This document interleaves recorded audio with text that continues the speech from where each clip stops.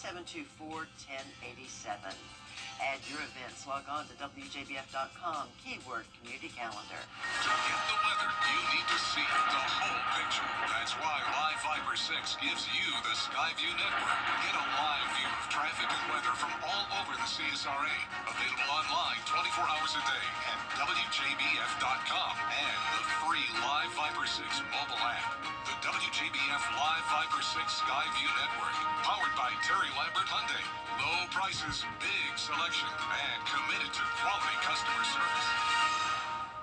The Xfinity Series drivers gear up for another high-speed showdown. Feel the energy live at Charlotte Roval. Get your tickets now at NASCAR.com/tickets. Don't miss your chance to experience the Xfinity Series live and in person.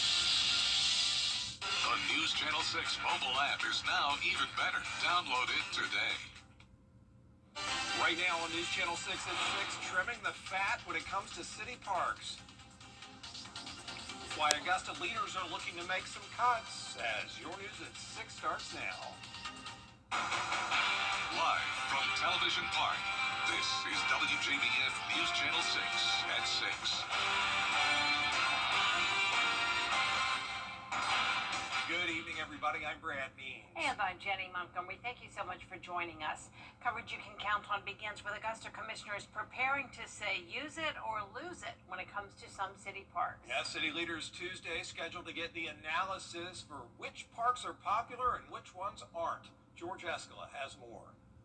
Some commissioners believe the camera doesn't lie, and they say if they show parks not being used, the city needs to move on. Absolutely, because George, what we're doing is wasting money on underutilized parks. The common sense thing to do, like us from the private sector, if it's not used, get rid of it.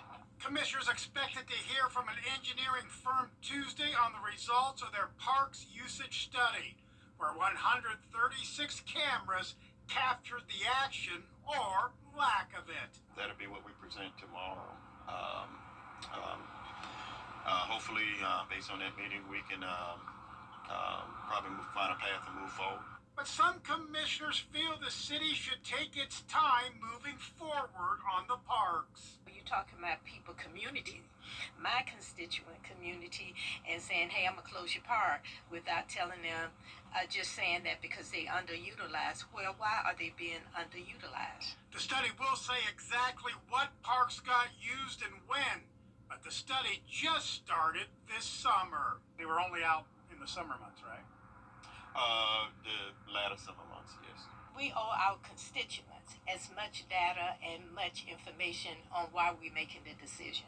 We can't just say late summer because this summer was extremely hot. People are going to look at the data, and you got 60 days worth of usage during the summer months. And if they ain't utilized then, they ain't going to be utilized in the wintertime. The study will provide a clearer picture of how many people are using city parks as commissioners decide what constitutes too little use. In Augusta, George Escala, WJBF, News Channel 6. It is time now for our first check of the weather. Here's Chief Meteorologist Jenna Petracci. Well, we're definitely not seeing a whole lot of heavy rain today by any means, but we are seeing drizzle and mist come through the CSRA. You can see that here on Live Viper 6, represented by the blue color here, especially north of I-20 in Richmond County, seeing a decent amount of that very, very light rainfall with overcast skies, even stretching into our southern line counties. This is Swainsboro on our Terry Lambert Hyundai Skyview cam. You can tell it's very damp outside with a light breeze out of the north. Now, we did pick up on 0.03 inches of rain. Hey, we'll take whatever we can get. We've been in a drought all month long, so now for the month we're at 0.72 inches, but we're still around 3 inches below normal from what we typically see this month. Our low today was 69, and then we only climbed 6 degrees above that this afternoon. We topped off at 75, putting us nearly 10 degrees below average. Upper 60s through mid-70s right now, 75 still in Allendale, but Aiken, you're at 69, 73 in Wrightsville, 70 in Edgefield. Dew points are high. We're seeing some low 70s, definitely plenty of moisture around with winds out of the north. 11 miles per hour sustained in Edgefield, and occasionally seeing those winds gusting up to around 20 miles per hour. That's the case now in Wrightsville. Now for the rest of your evening in Augusta, we'll be around that 70-degree mark with drizzle and mist continuing with those overcast skies. The sun will be coming out though on Wednesday. It's going to be and we're cooling down even more on Thursday. I'll have more details coming up, but back to you. All right, Jenna, thanks. Georgia is now in the final stages of legal review with the U.S. Department of Agriculture to get federal block grant money. But while those funds are being reviewed, farmers say their funds are drying out. Rising costs of fuel, equipment, and labor cost Georgia producers around $250 million over the last 3 years. Of the state's nearly 40,000 farms, some 25,000 faced damage from the hurricane. We've invested over $300 million in state dollars in low-interest loans and grants to forestry landowners to help them clean up their property, and those low-interest loans for agricultural operations. We've been able to have a private fundraising effort where we raised almost $1.8 million that we dispersed to farm families across the state. And the commissioner says once approved, he will provide clear guidance on how Georgians can apply for the block grants. A popular fall attraction back this year after Hurricane Helene cut its season short last year. Steed's Dairy Farm delayed its opening last year after that storm caused extensive damage. They had to do a lot of work to fix things, but they are back this year, welcoming families and visitors for a full season.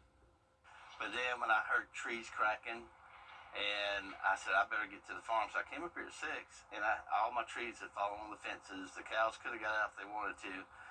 And I had roofs missing, trees down on top of buildings. My tower up there where the slide's at, it was completely gone. So it was a big mess. The Steed's Dairy Farm opens Saturday. It'll be going until November 16th, and you can still see some damage on that property, serving as a powerful reminder of the resilience it took to restore that farm. Wagner has a new interim police chief stepping in after a shakeup at And an Aiken County ministry that serves the homeless is at the center of controversy. Some in Gloverville raising concerns about the Walking Tall ministry. And now the organization is telling its side of the story, as Graham Lee reports. Over the weekend, several people who live in Burnettown and Gloverville gathered here at Sassafras Park to voice their concerns about the Walking Tall homeless ministry. They're accusing them of misappropriating funds, among other things. Now the director is speaking out and defending his ministry. The ministry has been operating in Gloverville since 2017, offering free haircuts, food, shelter, and clothing to the homeless. But those living nearby have recently been critical of the ministry's operations. The accusations include misappropriating funds and moving homeless people into Aiken County from different parts of the country. Director Zach Moyer claims the accusations are not true, saying they've used the funds from local donors to go towards housing and recovery programs to help the homeless get back on their feet. One of the things we used funds for last year is we acquired 5 apartments over here next door. We have a long-term recovery program. I didn't hear anybody say anything about that. But the purpose behind this ministry is to share the gospel with those individuals and help the ones that are in there that want to recover, that want to get their lives back on track. That's where a lot of funds go. A countywide meeting is set for October 6th to discuss where all parties go from here. Aiken County Sheriff Marty Sawyer is expected to attend. In Aiken County, Graham Lee, WJBF, Newscell 6. Coming up, racing to reach a deal. What lawmakers are doing to try to prevent a government shutdown. Next.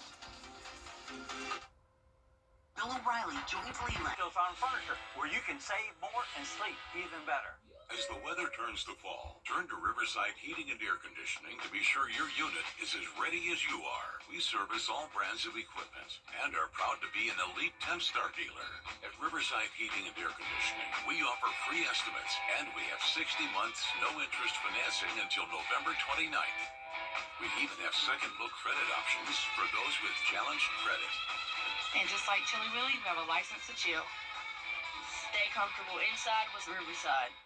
In 1977, Bo started frying chicken so full of real Southern flavor, folks are still talking. They say it's the bold seasoning and hand breading that make our chicken the crispiest, the juiciest, the Carolina Legend. Legends last, but this $5.99 leg and thigh deal won't. It's Bo time. Get clear, accurate stories that don't waste your time at WJBF.com. It's time for the $8.99 Great Haircut Sale at Great Clips. Your chance to get a great haircut at a limited time price. Save time when you check in on our app. But hurry, the sale ends soon. The Great Haircut Sale at Great Clips. It's gonna be great. Welcome back, everybody. The clock's still ticking for leaders in Washington to try to avoid a government. Meteorologist Jennifer Tranchi back with us now. Well, we're going to see much cooler temperatures this week, making it really feel like fall, especially when the sun comes out. We have lower dew points, and we're going to still have a little bit of rain in the forecast tomorrow. I'll have a look at your futurecast when we return. It's a trap. Every quality meets excellence. How about that? It's an incredibly tight playoff battle. There's no room for error. Round one in, and 4 title dreams die. The NASCAR Xfinity Series Playoff. Coverage begins Saturday at 4:30 on CW6. Brought to you locally by Hardee's, where there is always goodness in the making. Stop in for fresh baked biscuits, crispy hand-breaded chicken, and sharp-broiled 100% Angus beef burgers. Is rainy weather putting a damper on your day? Enter to win your very own live 5 for 6 umbrella today. Visit WJBF.com and click on Contests and fill out the entry form for your chance to win. Getting your hands on a live 5 for 6 umbrella has never been easier. That's right. Lucky winners will be announced weekdays on News Channel 6 at 6. Who knows? It could be you. Sponsored by Busby's Heating and Air. When quality matters, call Busby's. Trusted since 1945. I'm not Judge Judy, but I've worked with her for years, and she's a real sweetheart. I eat people like you for breakfast. Judy is back with all new cases. Have you lost your mind? Judy Justice. Weekdays at 3 on News Channel 6. Children First on WJBF News Channel 6 is sponsored by Bridgestone. Solutions for your journey. Now, your most accurate forecast with WJBF Live 5 for 6. Welcome back. Here's a look at this very cloudy day. This is our Terry Limbert Hyundai Skyview cam from Augusta Regional Airport. No sunshine whatsoever, and we do have a light breeze blowing our American flag there. Northeast wind of 9 miles per hour, making it feel even cooler than the actual temperature. We're checking in at 71, dew points around 70 as well. And you can see around the CSRA, some places are even cooler than that, only down to 68 McCormick, 69 in Aiken. A little bit warmer down towards the south where it's been drier, 75 in Allendale, 76 in Sylvania. As for our satellite and radar, you can see that we've been dealing with some drizzle and mist here, but no widespread rain and no heavy downpours. And as we zoom out, you can see the reason for that today is actually due to a stalled frontal boundary. That's why the rain is stretching all the way up the eastern seaboard. We do have Imelda, of course, but that is still parallel to Florida, so it's still very far away from us, so we're not really seeing the effects of those outer rain bands just yet. And we're not going to see many impacts at all from Imelda tomorrow, just a little bit more light rain. Here's the latest as of 5 o'clock this evening. Winds are at 65 miles per hour. It's still a tropical storm, just barely. It is expected to make it to a hurricane later on.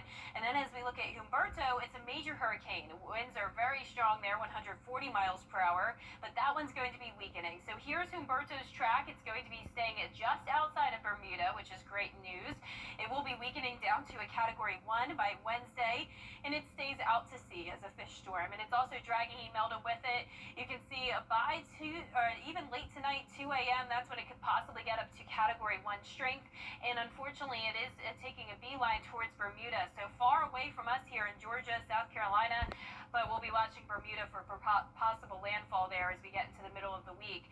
Not much rain for us this week. As you can see, a 20% chance of light showers tomorrow, another 20% chance Sunday and Monday as temperatures stay below average. We will be the warmest on Wednesday, getting to 84 as the sun comes out, but a north wind will be bringing in drier air this week, and dew points are falling as well, so it's really going to be feeling nice out there. Still mostly cloudy with those high dew points tomorrow. A lot of moisture around, mid-60s in the morning, getting to around 80 in the afternoon. Our futurecast tonight, really not showing a lot going on, just some drizzle and mist over the next few hours, cloudy skies persisting, a few showers throughout the day tomorrow, but there's Imelda moving very far away from us. Winds coming out of the north, clearing our skies as we go into Wednesday. It'll just be beautiful out there. And let's take a look closer to home now tomorrow at 6 a.m. A dry start to the day, a few showers moving in from those outer rain bands, but really not expecting anything heavy or widespread. And most of us will stay dry. Clouds start to break apart tomorrow evening, and once again, we will see that complete clearing by Wednesday. Winds gusting up to around 15 to 20 miles per hour, but that's it. We're not expecting any tropical storm force wind gusts by any means. not only here in the CSRA, but even our coastline will be a-okay. So that is wonderful news. Our lows tonight are going to be above average in the mid-60s, but highs tomorrow will be well below normal in the upper 70s to low 80s. And your 10-day forecast is showing the temperatures cooling down to 78 Thursday, 79 on Friday. And notice the low temperatures are cooling down as well. We will have some chilly mornings in the mid-50s. And then next week we get a little bit warmer with those chances of rain staying low. Now, congratulations to today's umbrella winner. That is Vicky Crosby from Deering, Georgia.